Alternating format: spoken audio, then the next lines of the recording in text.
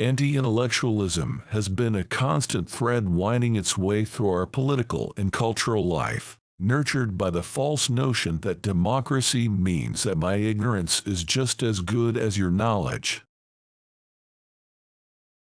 Isaac Asimov, January 2, 1920 – April 6, 1992, was an American writer and professor of biochemistry at Boston University. During his lifetime, Asimov was considered one of the big three science fiction writers, along with Robert A. Heinlein and Arthur C. Clarke. A prolific writer, he wrote or edited more than 500 books. He also wrote an estimated 90,000 letters and postcards.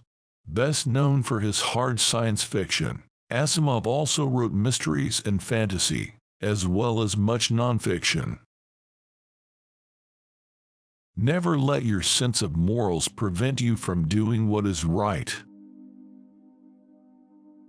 Creationists make it sound as though theory is something you dreamt up after being drunk all night. They won't listen. Do you know why? Because they have certain fixed notions about the past. Any change would be blasphemy in their eyes, even if it were the truth. They don't want the truth. They want their traditions. I prefer rationalism to atheism. The question of God and other objects of faith are outside reason and play no part in rationalism. Thus, you don't have to waste your time in either attacking or defending. Jokes of the proper kind, properly told, can do more to enlighten questions of politics, philosophy, and literature than any number of dull arguments. There never can be a man so lost as one who is lost in the vast and intricate corridors of his own lonely mind, where none may reach and none may save. Part of the inhumanity of the computer is that, once it is competently programmed and working smoothly, it is completely honest. My feeling is, quite simply, that if there is a God, he has done such a bad job that he isn't worth discussing. Individual science fiction stories may seem as trivial as ever to the blinder critics and philosophers of today, but the core of science fiction, its essence, has become crucial to our salvation if we are to be saved at all.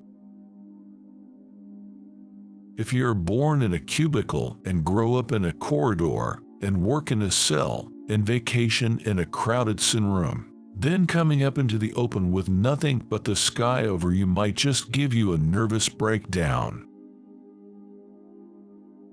It was childish to feel disappointed, but childishness comes almost as naturally to a man as to a child.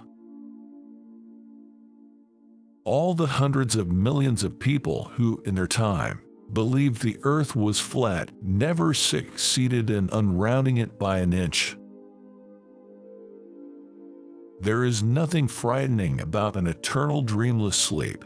Surely it is better than eternal torment in hell and eternal boredom in heaven. Now, any dogma, based primarily on faith and emotionalism, is a dangerous weapon to use on others, since it is almost impossible to guarantee that the weapon will never be turned on the user.